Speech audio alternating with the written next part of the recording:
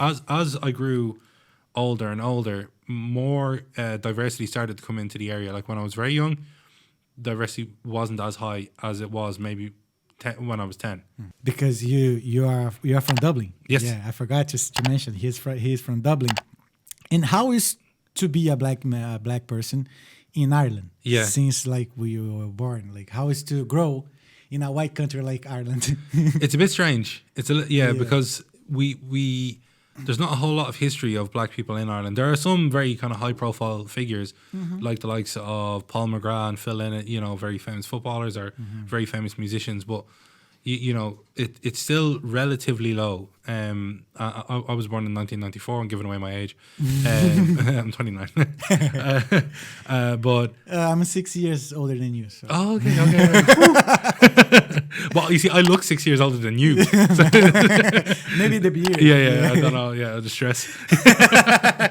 So, growing up as a black Irish person was interesting because, see, I'm mixed race. So my dad is from Senegal. My mom is white Irish.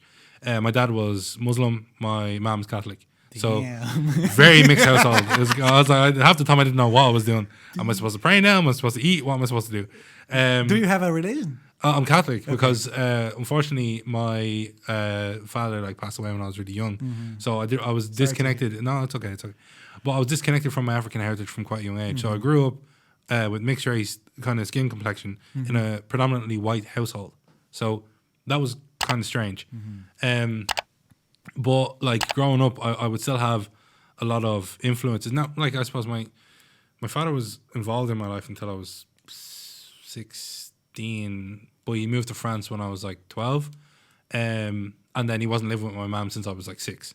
So, as I said, I was disconnected from that. So I saw myself as different to white kids and black kids. I'd come home to my mom and say, oh, mom, there's a couple of black kids in my class. There's loads of white kids, but I'm the only brown kid.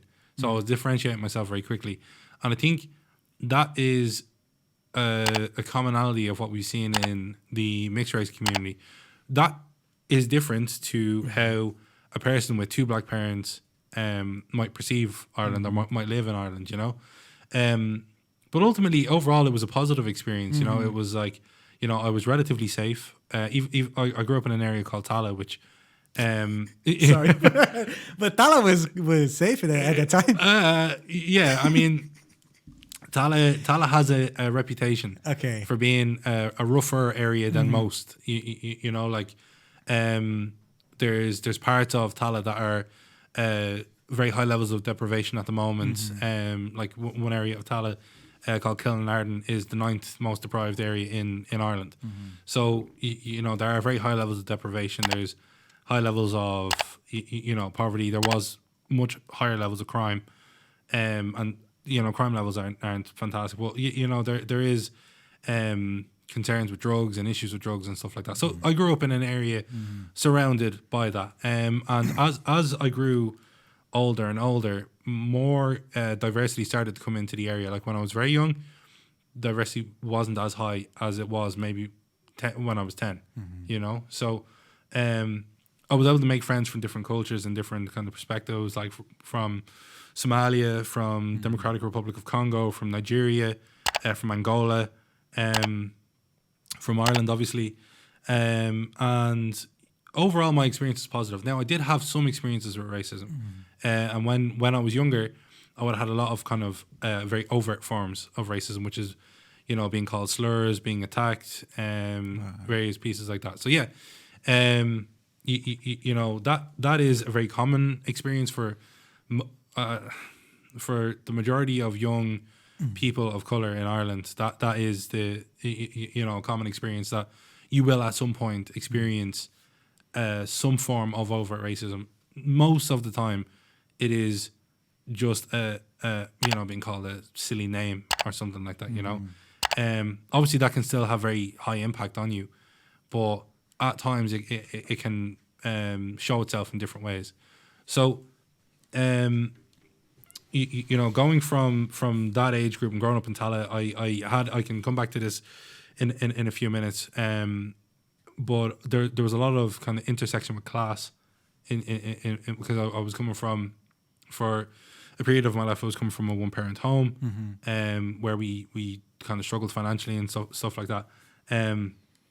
That led to me getting involved with people that I shouldn't get involved with, et cetera, et cetera. But anyways, you know, I was able to get myself out of that environment and out of Tallaght.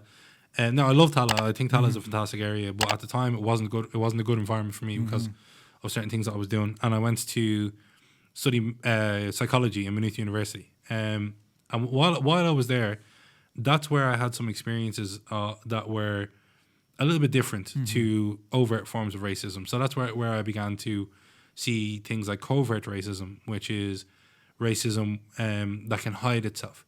You know, so I'd walk into a shop and I'd get followed by security guards. I would try and rent a house, and I'd be told no for no reason, even though the house is available.